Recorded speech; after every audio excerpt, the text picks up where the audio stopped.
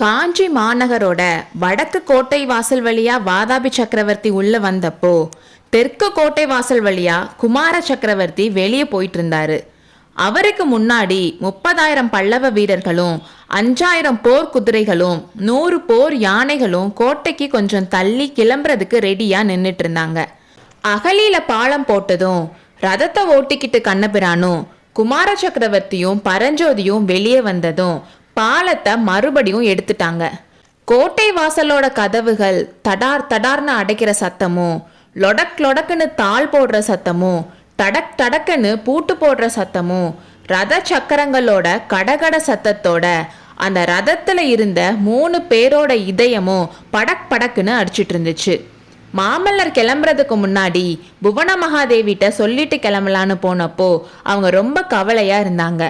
புள்ளலூர் போர்க்களத்துக்கு போனப்போ ரொம்ப சந்தோஷமா ஆசீர்வாதம் பண்ணி அனுப்பி வச்சுட்டு இப்போ ஏன் கவலையா இருக்காங்கன்னு புரியாம, அம்மா ஏன் சோகமா இருக்கீங்க, போர்க்களம் எனக்கு புதுசா இல்லை யுத்தம் தான் புதுசான்னு மாமல்லர் கேட்டதுக்கு, குழந்தாய் அதை பற்றிலாம் நான் கவலைப்படலை, உன் அப்பா பண்ணுறது தான் எனக்கு கவலையா இருக்கு.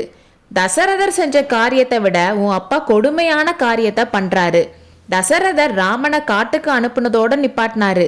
ஆனா உன் அப்பா ராமனை காட்டுக்கு அனுப்பிட்டு ராவணனையும் விருந்தாளியா வரவேற்க போறாருன்னு சொன்னாங்க. இதை கேட்டதும் மாமல்லர் லேசா சிரிச்சாரு. அம்மா நான் ராமன் இல்லை, ராமனா இருந்தா சீதையும் கூட்டிட்டுல காட்டுக்கு போகணும். என் அப்பாவும் தசரதர் இல்லை, ஏன்னா கைகேயி பேச்ச கேட்டுட்டு அவர் என்ன அனுப்பல. புலிகேசி கண்டிப்பா ராவணன் இல்லை, ராவணன் உண்மையான வீரன்மா. போர்க்களத்துல எல்லாம் போய் தனியா நின்றுட்டு இருந்தப்போ கூட சரணடையாம உயிரை விட்டான். அந்த மகாவீரன் எங்க, இந்த கோழை புலிகேசி எங்க? 100 காத தூரம் படையெடுத்து வந்துட்டு யுத்தம் செய்யாமலே இவன் திரும்பி போறான்லன்னு சொன்னாரு. குழந்தாய் நீ என்ன சொன்னாலும் என் மனசுல அமைதி இல்லை. பல்லவ குலத்தோட எதிரிக்கிட்ட உன் அப்பா நட்பு வச்சுக்கிறது எனக்கு பிடிக்கல. இந்த டைம்ல நீ காஞ்சியை விட்டு போறதும் எனக்கு சரின்னு படல. இதனால என்ன விபரீதம் வருமோன்னு என் மனசு தவிக்குதுன்னு சொன்னாங்க. இந்த மாதிரி காலையில அவங்க பேசினது மாமல்லரோட மனசுல நல்லா பதிஞ்சு போய் அதுவே அவருக்கு உற்சாகத்தை கொடுக்காம இருந்துச்சு. ரொம்ப ட்ரை பண்ணி உற்சாகமா இருக்க பார்த்தாரு. வரப்போற யுத்தத்தையும் அதுல பாண்டியனை தோக்கடிக்க போறத பத்தியும் நினைச்சு பார்த்தாரு. அதோட மண்டபப்பட்டு கிராமத்துல இருக்கிற ஆயனர் மகளையும் நினைச்சுக்கிட்டாரு.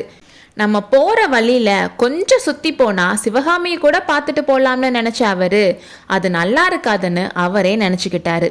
புலிகேசியை தோக்கடிச்சிட்டு சிவகாமியை பார்க்க வரதா அவகிட்ட சொல்லிட்டு வந்திருக்கோம். பாண்டியனை வாத தோக்கடிச்சிட்டு தான் சிவகாமியை பார்க்க போகணும்.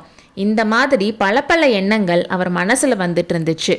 தளபதி பரஞ்சோதியும் எப்பவும் இருக்கிறத விட கொஞ்சம் கோபமாகவும் அமைதியாகவும் இருந்தாரு.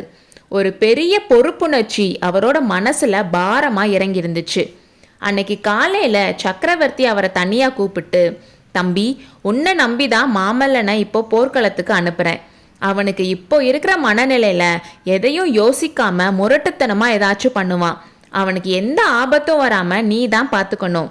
இந்த பல்லவ குலம் நீடிக்கிறதுக்கு அவன் ஒருத்தன் தான் இருக்கான். தளபதி, பாண்டிய நாட்டு மறவர்கள் பெரிய வீரர்கள். அவங்கள துர்விநீதன் மாதிரி நினைச்சிடாதீங்க. அவங்கள அவ்வளோ ஈஸியா புறங்காட்டி ஓட வைக்க முடியாது. அதனால ரொம்ப கவனமா தான் நீங்க இந்த யுத்தத்தை நடத்தணும்னு சொன்னாரு.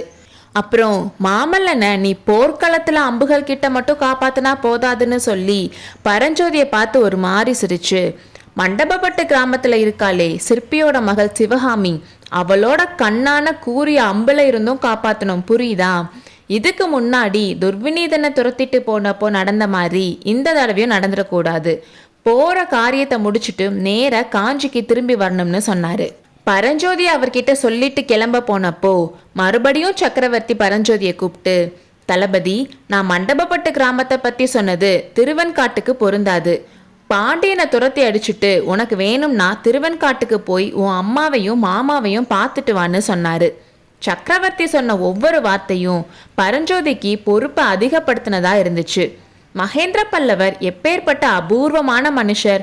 அவரோட அன்பையும் நம்பிக்கையும் நம்ம அடையிறதுக்கு நம்ம எவ்வளோ புண்ணியம் செஞ்சிருக்கணும். மாமல்லரை பத்திரமா காஞ்சிக்கு கொண்டு சேர்க்கணுமே.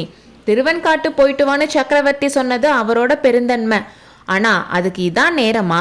நம்மளை போர்க்கோலத்துல பார்த்தா அம்மாவும் மாமாவும் என்ன நினைப்பாங்க? உமையால் ஏற்கனவே ரொம்ப கூச்ச சுபாவம் உடையவ. இப்போ என்ன பார்த்தா பயப்படுவாளேன்னு பரஞ்சோதி நினைச்சிட்டு இருந்தாரு. ரதத்துல முன்னாடி உட்கார்ந்திருந்த கண்ணபிரானோட மனசுல ஒன்று ஓடிட்டு இருந்துச்சு. கண்ணபிரான் வீட்டில இருந்து கிளம்புற நேரம் வந்தப்போ அவனோட 8 மாச குழந்தையோட முகத்தோட முகம் வச்சு கண்ணே போயிட்டு வரட்டுமான்னு கொஞ்சிட்டு இருந்தான். அந்த குழந்தை என்னன்னே புரியாம சிரிச்சுக்கிட்டு கையை நீட்டி அவன் காதை பிடிச்சிக்கிச்சு.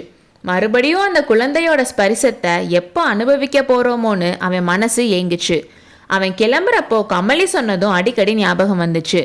முன்னாடிலாம் யுத்தத்துக்கு எப்போ போவன்னு கேட்டுட்டு இருந்தவ கண்ணபிரான் கிளம்புற டைம்ல, கண்ணா சக்கரவர்த்திக்கு ஏன் இப்படி புத்தி கெட்டு போச்சு? வாதாபி சக்கரவர்த்திய விருந்தினரா வரவேற்பாராம், பாண்டிய மன்னன் கூட சண்டை போட மாமல்லரா அனுப்புவாராம். என் மனசு நிம்மதியாவே இல்லை கண்ணா. எது எப்படினாலும் என் தங்கச்சி சிவகாமிய மறந்துடாத, மாமல்லருக்கு ஞாபகப்படுத்துன்னு சொன்னான். இந்த மாதிரி அந்த ரதத்துல இருந்த 3 பேரோட மனசுலையும் வேற வேற எண்ணங்கள் ஓடிட்டு இருந்தாலும் வருங்காலத்துல என்ன நடக்குமோன்ற பயம் எல்லார் மனசுலையும் இருந்துச்சு.